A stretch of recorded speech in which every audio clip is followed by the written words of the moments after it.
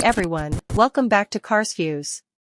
You're in the right place if you're a Honda Insight owner or a DIY enthusiast. In today's video, we're diving into the Fusebox diagram for the Honda Insight models from 2010 to 2014.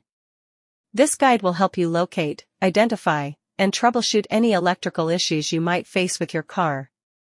So, whether you're a pro or a beginner, stick around, this one's for you.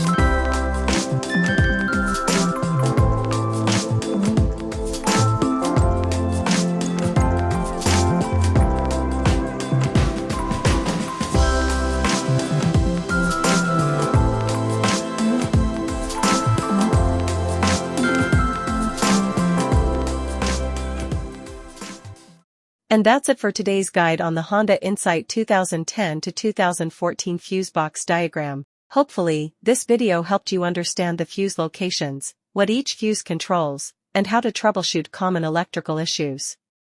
If you found this helpful, hit that like button, and don't forget to subscribe for more Honda DIYs and car maintenance tips. Do you have any questions, or have you encountered fuse-related issues in your Honda Insight? Comment below, and I'll do my best to help you out. Thanks for watching, and I'll see you in the next video.